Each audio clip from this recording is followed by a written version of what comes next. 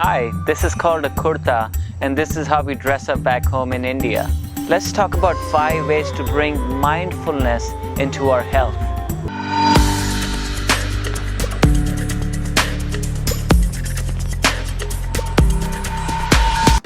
So you might have seen hundreds of videos telling you what to eat and all the different styles of working out. However, in this video, I want to offer a different approach by bringing awareness on mind, body, and spirit. Now, you might have seen examples of people focus too much on their bodies, but not much on the mind and spirit, and vice versa. Before we get into the 5 ways to stay healthy, let's go talk to the neighbors and get their perspective on how they stay healthy. Testing, 1, 2, Abhi. Testing, 1, 2, Abhi. All right, this is my neighbor Kathy. Kathy, what do you do for maintaining your health? I try to stay consistent with a workout program. I like cardio. I'll get to the gym in the wintertime down here in Florida, outside with running, walking, beach walking, yoga, swimming, anything to keep mind, body, and spirit going. Perfect. That's great. Oh, yes. I also try to eat right and stay consistent with that. I have a lot of goals for 2020 to get back focused and consistent with everything, exercise and eating. So I'm at my best when I do that. So I sort of slacked a little bit and I'm ready to recommit in the new year. Yeah. If you want all the areas of your life to be healthy, you want to create a balance in all the aspects of who you are. And let's start with the 5th and wait until the end of the video to see the most important pick. 5th, practice doing one thing at a time. Think about when you were a baby and you just learned how to walk. You were fully present and excited from the mere act of walking.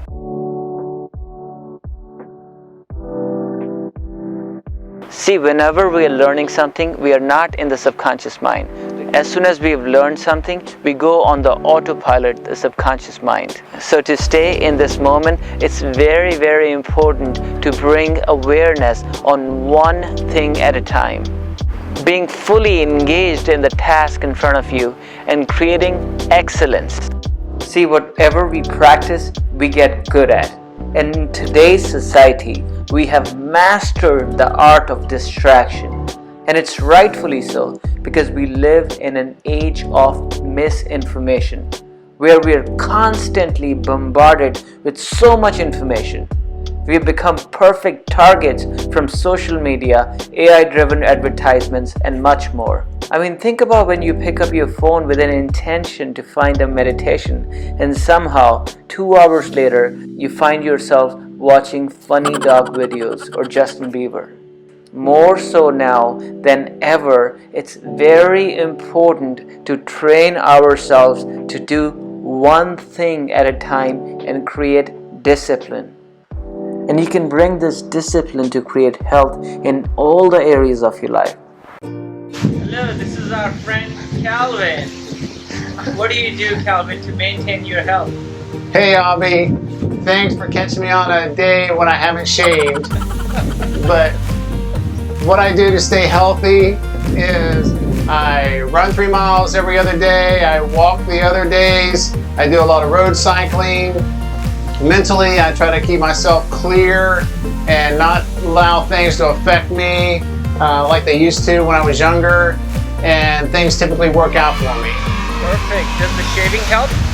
I feel better when I shave. 4th, listen wholeheartedly. See, most of the time, we don't truly listen to people when they're speaking to us. And why is that? Because we're too busy planning what to say next. And because we've been trained to be polite in our conversation, we nod our heads and we make eye contact and listen to a few keywords and create our own version of what's being said. And as soon as we get a chance, we start defending our point of view. Next time you are in a conversation, make it your goal to fully listen to what the other person is saying in front of you. without getting lost in your own thoughts, and trust you'll intuitively know the right thing to say at the right moment. You might wonder, what has listening to do with your health? Consider that listening is part of expressing yourself. Expression is not just talking, but also listening, especially to maintain healthy relationship in your life and hence create peace for your mind and spirit. Third, slow down your actions. Slow down the urge to react. Pause before any action and slowly transition into it. I'll tell you a story which my guru told. This story is about Buddha. When Buddha was sitting in front of his disciples, a mosquito came, sat on his forehead, and he took his right hand and quickly smashed the mosquito. Later on, he kept repeating this action in a slow motion. On witnessing this, a disciple asked him if he's lost his mind, to which Buddha says, whenever I perform any action unconsciously, I repeat it slowly to train my subconscious mind. Try repeating your action in daily life when you catch yourself performing them unconsciously. For example, let's say in the morning you get off your bed unconsciously to switch off the alarm. Then you come back and slowly repeat this action. Pause and feel the door handle before you open the door. Soon you'll create a pause between the action and your reaction. That's, my friends, is called cultivating a choice.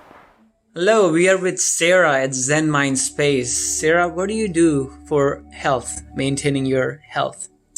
For my number one thing for maintaining my health is concentrating on my breath, meditating for at least 10 minutes a day, and drinking green juice. Those are my two ultimate things that I need to stay healthy. Second, observing your breath. See, breath is not just incoming breath and outgoing air. It's also considered a primary source of prana, the life force energy. We can live days without food, but barely minutes without breath. See, breath is something so unique. It can be both done consciously or unconsciously. So it's our journey. When we become more and more aware of our own breath, we take this journey from our unconscious nature into our conscious self. Consider breath as a bridge connecting our mind to our body. When you pay attention to the breath, it takes you out of your mind and into your body. See, mind is always in the past, how things used to be, or in the future, how things should be. But body is always present. And as long as you're tuned in with your body, you're tuned in with your five senses. The sense of touch, smell, taste, sight, and hearing. And these five senses are the gateways to this present moment. You momentarily free yourself from your churning thoughts, worries, and fears, and you remind yourself who you really are. And here we have Bill. What do you do for your maintaining your youthful vigor? Is that a word? That's perfect. Is that a word? I don't even know. I do believe that that's a word. I even believe that that's a concept and a term. Well, good afternoon, Abhi. It's great to see you again. Last time I saw you, we were on the beach, and you were asking about my purpose. But today, the question is centered around my health and what I do to stay healthy and maintain a healthy mind, body, and spirit. I understand that's the question? Yep, that's the Okay, cool.